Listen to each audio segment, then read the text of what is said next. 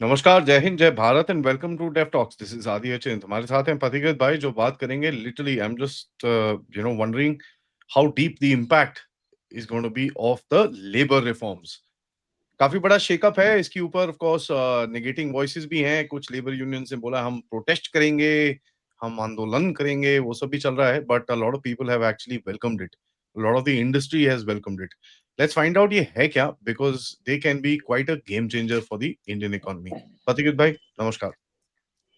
नमस्कार आदि भाई। एक बात बताइए, आंदोलन जीवी जितने हैं इस देश में, शुरू कर दिया आंदोलन? अगर हाँ, आंदोलन कल शुरू नहीं, नहीं, अगर कल वो आंदोलन क्लाइमेट पे प्रोटेस्ट करते-करते हिदमा पे प्रोटेस्ट करने चले गए। वो थोड़ा गड़बड़ हो गया था हाँ, वो एक्चुअली। तो दोनों ने पैसा दिया था ना, क्लाइमेट और हिडमा वाले। तो दोनों के लिए 50-50% था। नहीं, एक्चुअली अगर आंदोलन जीवी शुरू कर दिया है ना आंदोलन, या फिर आंदोलन करने वाला है, तब इसका मतलब है जो आया है कानून ठीक ठाक है। अगर वो आंदोलन नहीं करता तो आप उसके ऊपर डिबेट कर सकते थे कि ये सही है कि गलत है, या इंप्रूवमेंट और भी जरूरत है। अगर यहाँ पे जितने सारे आंदोलन जीवी है शुरू कर देता, that means it is good. तो आज इन आंदोलन जीवियों का यही बैरोमीटर हो गया है। वो सड़क पे उतर आए तो मतलब this was much needed. So basically मैं, before we go into the slides की क्या क्या रिफॉर्म आया है, लेबर रिफॉर्म की जरूरत क्यों थी, और जितने सारे लोग आज अपोज कर रहा है उनको मैं पूछना चाहता हूं कि आप पिछले 10-15 साल 20 साल में जो कॉन्ट्रैक्चुअल वर्कर्स है उनको सोशल सिक्योरिटी बेनिफिट्स क्यों नहीं दे पाए? तो इन इंडिया में 200 से ज्यादा लेबर रिलेटेड लॉज है, पता है आपको? और उसमें 40 were central laws, 150 were state laws. So basically labour reform क्यों जरूरत? what was the requirement? First and most important thing is that social security benefits to contractual workers. Contractual work is a reality today.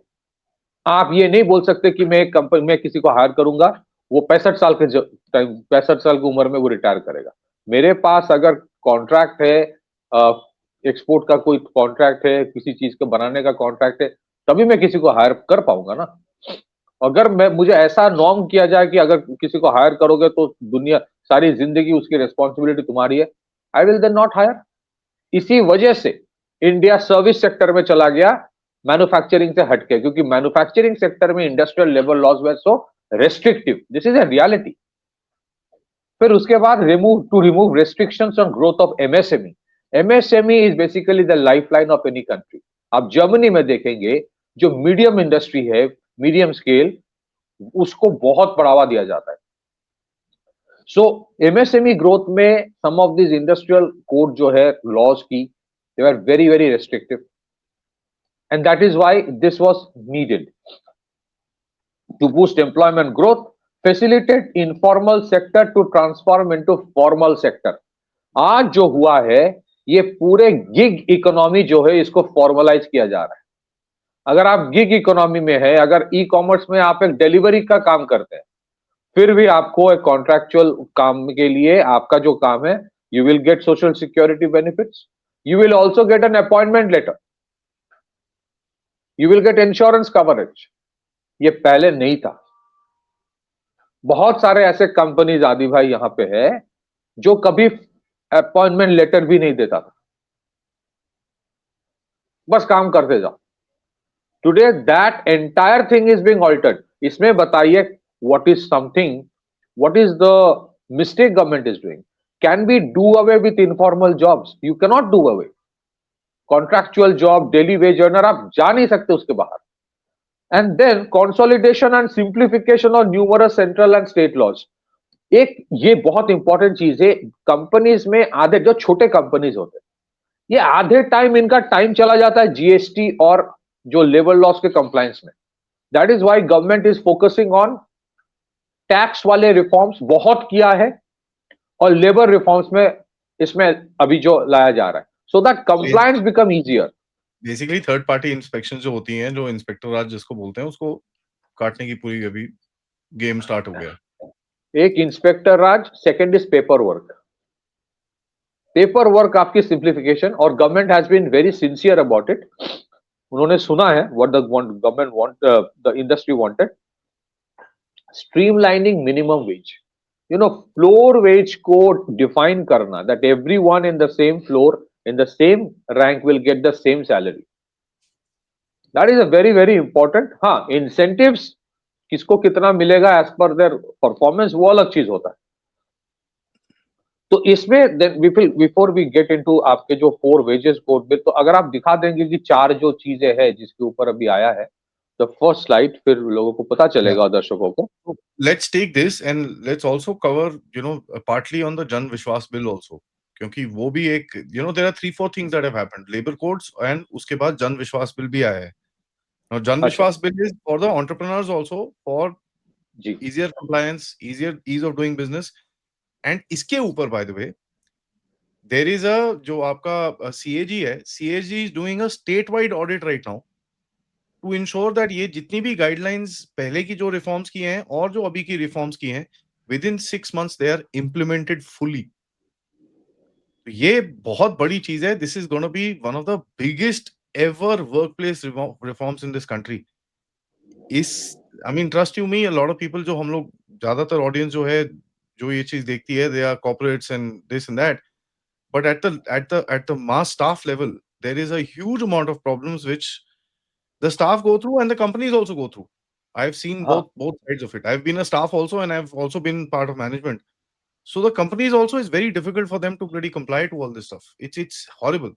So at this level and the Jan Vishwas bill combined together will create such an impact which is absolutely insane. And ऊपर से CAG.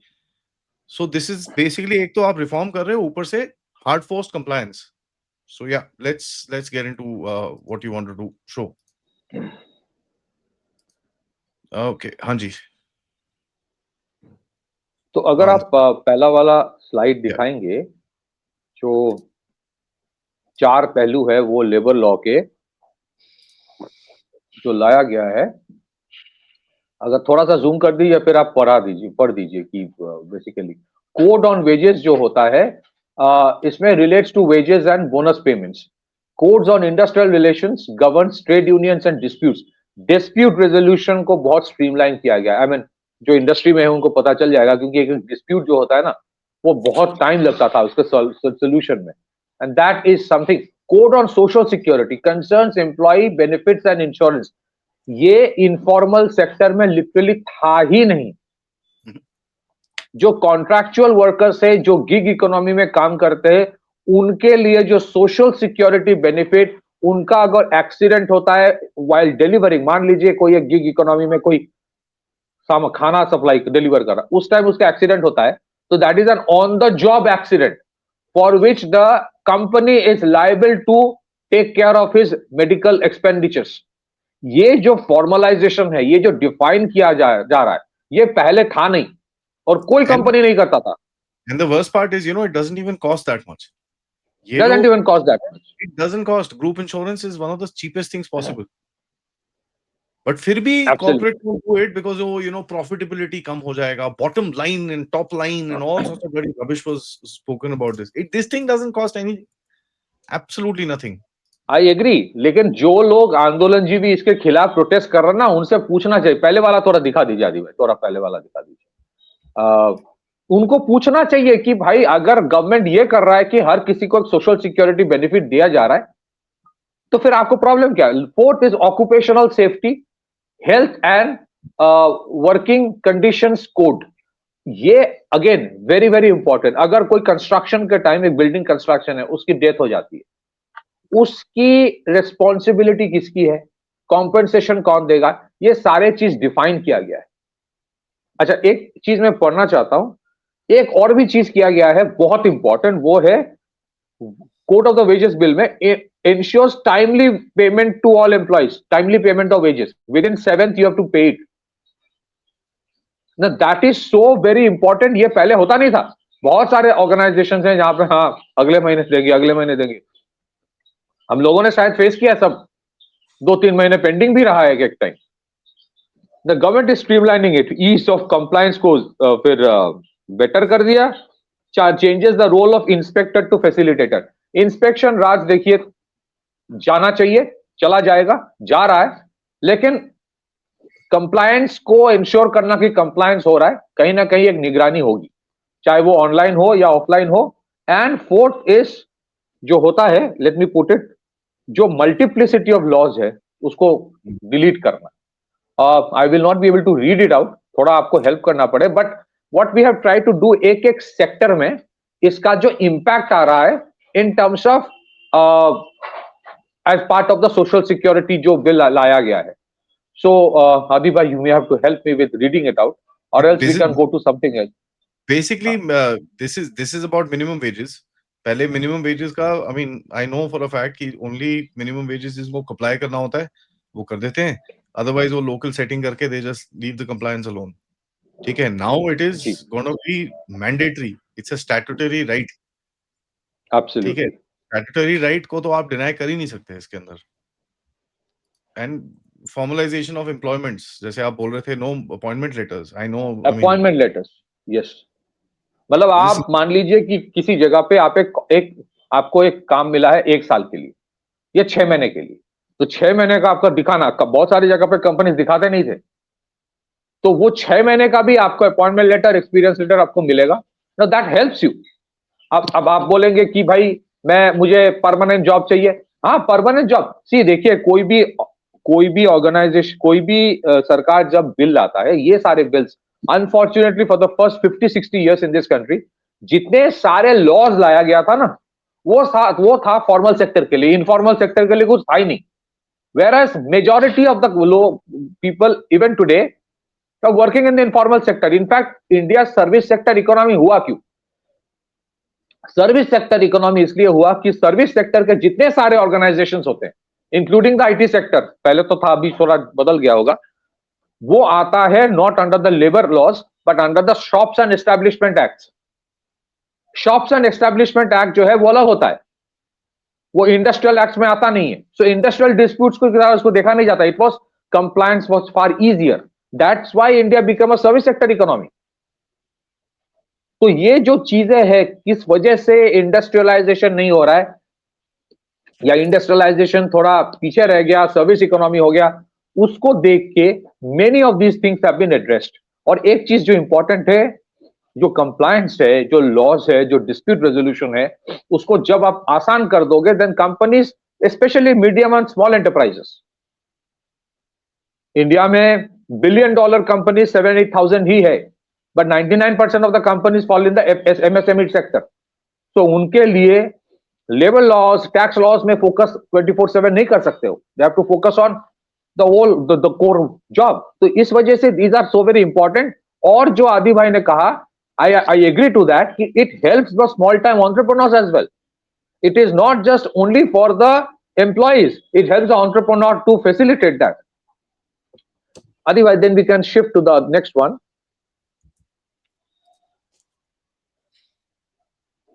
Again, you have to read out. I'm not being able to social read. coverage, society, social security coverage. Social security coverage. So This we spoke whether about, it is, G. So इसमें, हाँ, so we can flip this one. We can flip this. Again, ये होगा शायद. I think one thing that is coming up is that women workers will be given equal opportunities like men workers. मतलब what has been brought in is that अगर basic safety security is taken care of, तो फिर आज एक a female worker can work in the night shift as well. Now I think दूसरा यहाँ पर एक और, this is a point to mention, यहाँ पर जो लिखा हुआ है, multiple registration licenses and returns across various different labor laws. मतलब हर एक लॉ का एक डिफरेंट कंप्लायंस होता है, हर एक लॉ का डिफरेंट आपको रिपोर्ट करनी पड़ती है. It's crazy. तो आपकी जो एचआर टीम होती है ना, which is basically just doing this, running around labour office, this that, ये वो, pan India, single registration, single licence, single return. So it is like the GST of labor law. मतलब Yep. one nation, one compliance. अच्छा, आदि भाई, if I'm not mistaken, हर एक state में अलग registration भी करना होता था लेबर लॉ. It's crazy. हाँ, It's crazy. So अगर आपकी एक exactly. कंपनी है, let's say, you're a company which is opening, you've got offices, let's say in Maharashtra. ठीक है.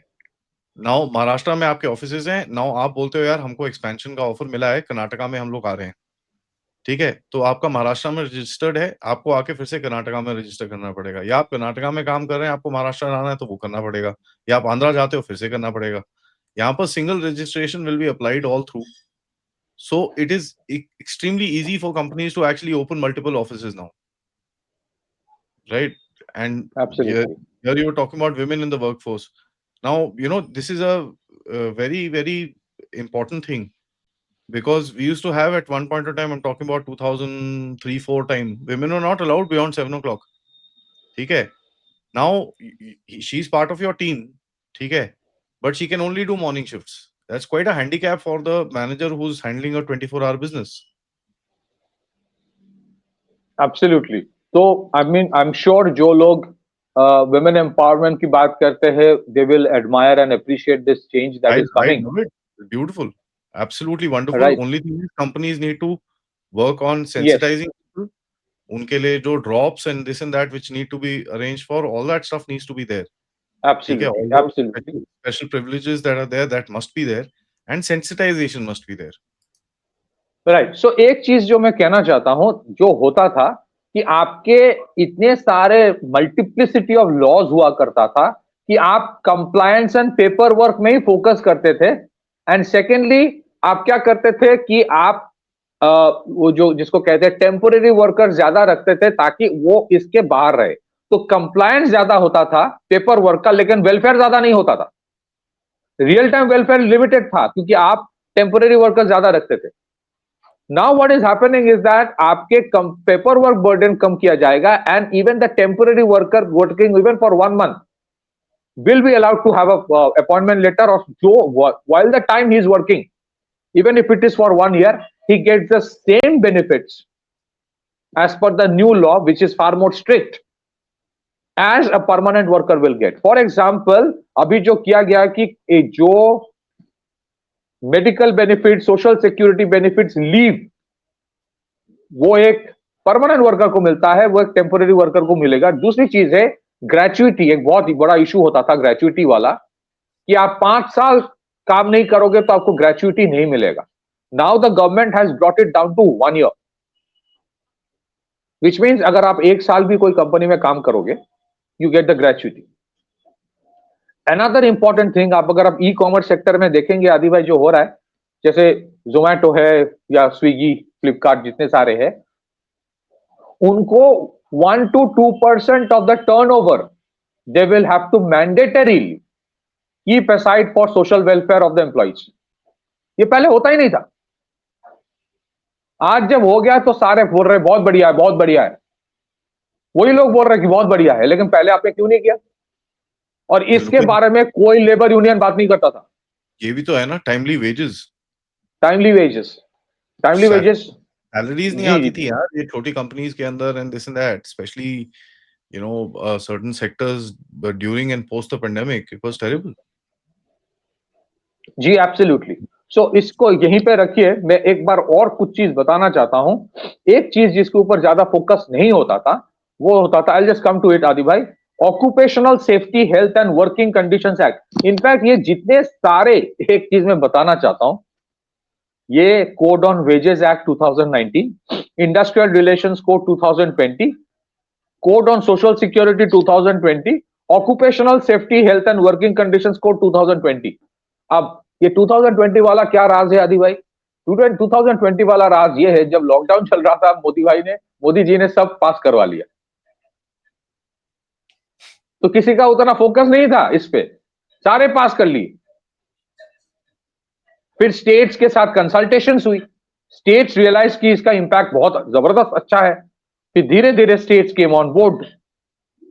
फिर सारे स्टेट्स ने मिलकर फिर इंडस्ट्री के साथ, यूनियन के साथ भी बात हुई है। आई एम टेलिंग यू, ये दिखाने के लिए कुछ यूनियंस प्रोटेस्ट करेंगे, but the unions on board for this.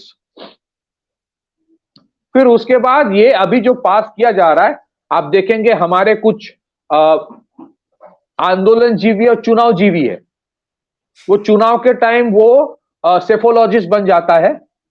एक है आपके बहुत फेवरेट है योगेंद्र यादव जी, वो कल तक इलेक्शन स्पेशलिस्ट थे, आज से वो लेबर स्पेशलिस्ट भी हो सकता है शायद। तो ये इतने सारे हैं ना, ये प्रोटेस्ट शुरू कर देगा, but the moment they start protest, आप गारंटी ले लीजिए this is a very important thing. अब इनके लिए प्रॉब्लम है कि एसआईआर लेके प्रोटेस्ट करे या हिडमा लेके प्रोटेस्ट करे या फिर ये लेबर लॉ लेके प्रोटेस्ट करे। अब तीनों लेके एक साथ प्रोटेस्ट करेंगे, अब तीनों को अलग अलग आप गुटों में बांट के पैसा दोगे तो प्रॉब्लम है ना, इतना पैसा कहां से आएगा, तो सरकार में भी नहीं है। तो वही टीम को बिठाया जाता है, बोला जाता है आधे घंटे में 10 मिनट तुम हिडमा के ऊपर हिडमा हिडमा करो, उसके बाद 10 मिनट तुम क्लाइमेट करो, और उसके लास्ट 10 मिनट में फिर तुम लेबर यूनियन लेबर लॉ करो। लेकिन इसके बाद भी गारंटी नहीं है कि उसके बाद पैसा मिलेगा। फिर वो कंप्लायंस के लिए गवर्नमेंट के पास ही शायद जाएगा कि मैंने जो प्रोटेस्ट किया उसका पैसा नहीं मिल रहा है। फंडामेंटली देखिए दुनिया बदल रहा है, we can not change that era of permanency of job, ideally it should be there, but it is not there। ठीक है, there are two ways to deal with it। या तो आप अपने हुनर को उस लेवल के पे कर लो that even AI cannot replace you, या फिर you work in multiple areas of multiple specialization करिए। And I have been saying it for a long time कि यूनिवर्सिटीज में, कॉलेजेस में एंटरप्रेन्योरशिप सिखाना बहुत जरूरी है, irrespective of whatever you study।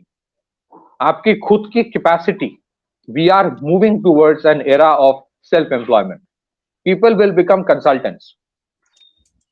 in fact ये जो परसेप्शन है ना consultancy is only in the hire sector, नहीं, आप देखेंगे जो हमारे इलेक्ट्रिशियंस होते हैं, जो हमारे टेक्नीशियंस होते हैं, जो हमारे कारपेंटर्स होते हैं, ये वेस्ट में इसको कंसल्टेंट ही बोला जाएगा, वो हर जगह काम कर रहा है। And that is why they are never at a loss of work, so loss of job, loss of work. So what I am trying to say is that there are realities which are changing, we can not change that. So why we have to, what we have to do is that जो हो रहा है उसको आप किस तरह से streamline formalise करें। Gig economy is a reality of this country. आदि भाई मैं आपको एक इंटरेस्टिंग एग्जांपल बताता हूं। मैंने देखा है couple of years back I was traveling in Uber one day, तो मैंने बंदे से पूछा आप कहाँ से हो, वो बोल रहा है सर मैं यूपी की एक जगह से बोल रहा था कि मैं वहां से आया हूँ, मैं सुबह गाड़ी चलाता हूँ, शाम को मैं पढ़ाई करता हूँ। तो मैंने बोला तुम क्या पढ़ाई कर रहे हो, वो इग्नू से ग्रेजुएशन कर रहा था और उसका एम है कि वो एमबीए करे, but he is not trying to become a burden on his family. वो उबर चला के अच्छा खासा पैसा कमा रहा था, taking care of himself and taking care of the family also। So there are fundamental changes that are happening। इसमें जो है ना, one thing that this has done is that defining fixed term employees, FTE जो है, this is a reality of today's world। contractual employment reality है, सारे companies करते हैं, यूनियन के लोग अपने हिसाब से देखते हैं, बाकी कुछ नहीं सोचते इनके बारे में। people get the job for 2 years 3 years, this is a reality।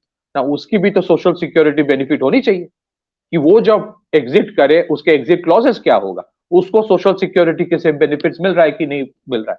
So one is fix time employment, second is gig and platform workers, third is contract workers. ये तीनों को डिफाइन किया गया है और इंश्योर किया गया है कि परमानेंट वर्कर्स की तरह इनको भी बेनिफिट्स मिले। आज जो कॉन्ट्रैक्चुअल वर्कर है, tomorrow he may become a permanent worker. Government ने ये नहीं बोला कि मैं परमानेंट एम्प्लॉयमेंट को ही खत्म कर रहा हूं, बट दे आर सेइंग कि these are realities of organisations. मान लीजिए कंपनी है 10 करोड़ का टर्नओवर है, उसको अचानक से 15 करोड़ का एक कॉन्ट्रैक्ट मिला है, तो इनवेरिएबली सर्टेन टाइम फ्रेम में उसको अगर वो कंप्लीट करना है तो वो एडिशनल एम्प्लॉयमेंट लाएगा। एडिशनल एम्प्लॉयमेंट लाने के बाद वो क्या करेगा, उससे वो कंप्लीट करेगा काम। अब उसके बाद if he does not get the repeat order next year, तो वो क्या कर सकता है, can he take care of them for the rest of eternity? He can't. अब क्या हो रहा था, बिकॉज वो खुद नहीं करना चाहते, कंप्लायंस बर्डन्स ऐसे प्रॉब्लमेटिक था, इसलिए आदि भाई you know better than me, organisations like team lease became so very popular, जो आपको लोग देते थे, थर्ड पार्टी काम आप एक पर्टिकुलर ऑर्गेनाइजेशन के लिए कर रहे हो, ऑर्गेनाइजेशन के लिए, but he is actually being paid salary by somebody else. So इसको स्ट्रीमलाइन करने के लिए, and TeamLease, I think organisations like TeamLease have done a decent job in terms of taking care of certain things, but आज वो streamline करना बहुत जरूरी है। आदि भाई आप कुछ कहना चाहते थे? अच्छा, एक चीज है वुमेन वर्कर्स के लिए, I just take 1 Yeah, minute yeah, more. please, women workers के लिए जो किया जा रहा है, gender discrimination prohibited, equal pay insured. कोई डिस्क्रिमिनेटरी पे नहीं होगा कि मेल वर्कर्स के लिए ज्यादा है। Night shift and all jobs allowed with consent and safety measures. अच्छा, ये एक इंपॉर्टेंट चीज है, consent of the women employ is important. अगर आप उससे नाइट शिफ्ट कराओगे, ये ऐसा नहीं कि मैंडेटरी उसको करना ही पड़ेगा, इफ शी वांट्स, क्योंकि नाइट शिफ्ट में आपके इंसेंटिव ज्यादा होता है। Family definition expanded to include parents in law. आप सोचिए इसको, mandatory women representation in grievance committees. आप इस पेरेंट्स इन लॉ पहले नहीं था डेफिनेशन ऑफ फैमिली में, मतलब जब ग्रुप इंश्योरेंस होता है, फैमिली इंश्योरेंस होता है। Youth workers, guaranteed minimum wage and appointment letters, जैसे हमने डिस्कस किया। फिर एमएसएमई वर्कर्स के लिए facilities like canteens, drinking water, rest room is a mandatory thing now. पहले वो नहीं होता था, छोटे छोटे कंपनीज में आप देखेंगे खाने की जगह नहीं था। सो इट इज नॉट कि कंपनीज के लिए आसान कर दिया और एम्प्लॉयज के लिए सी सुविधा है।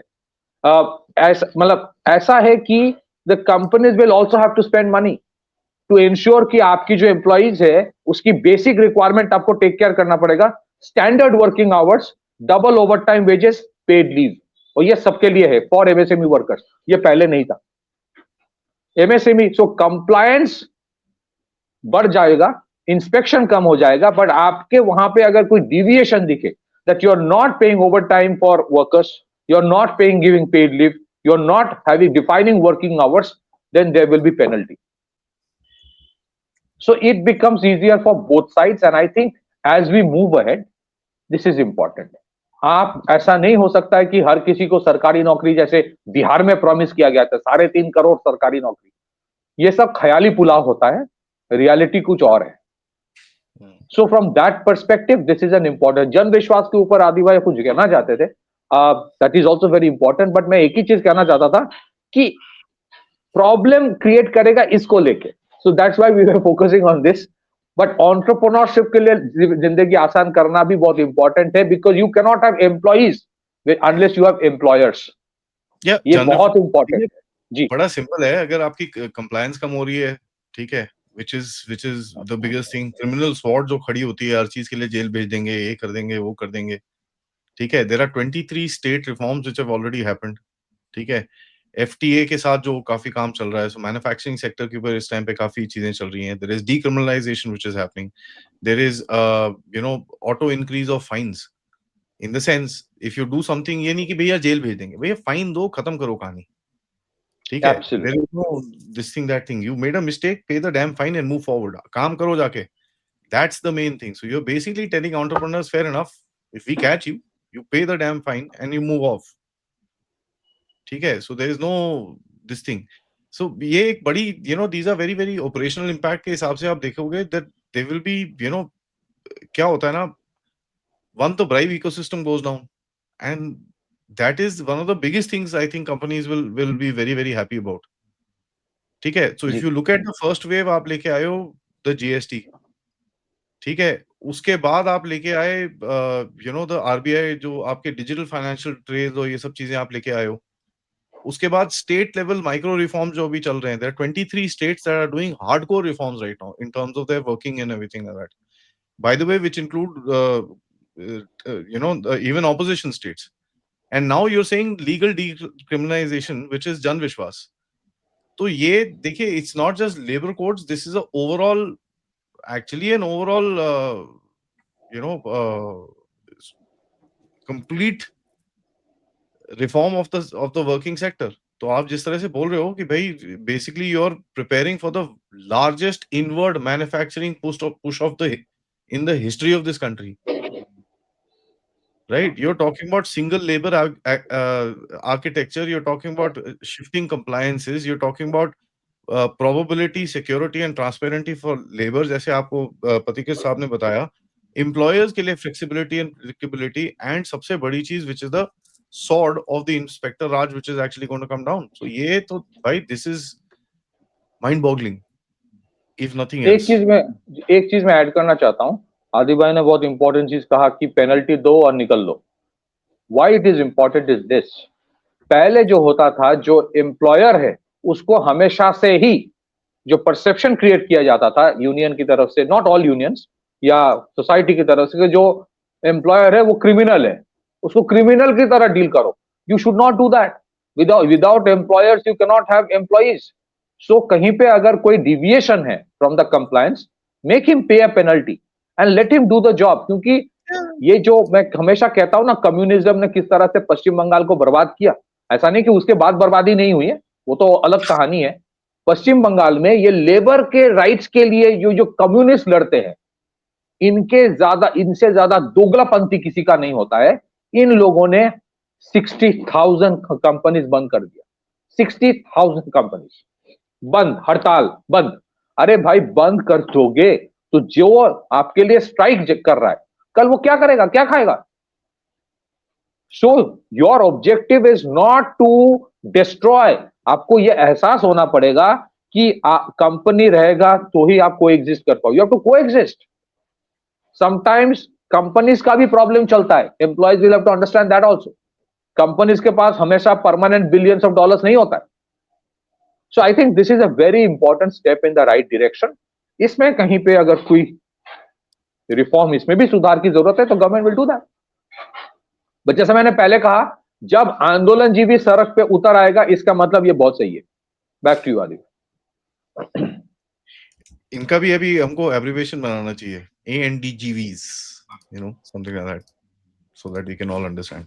Anyways, thank you so much guys for that. This is, I think, very very big momentous day. सबसे रिक्वेस्ट है, वीडियो को लाइक करिए, सब्सक्राइब करिए and push back on the protest. ठीक है, I will be putting out details about this on my social media. Please follow that and push back on the protest. This is going to be one of the biggest things that India will go through. Namaskar, Jai Hind, Jai Bharat, and of course don't forget to support the channel. Jai Hind.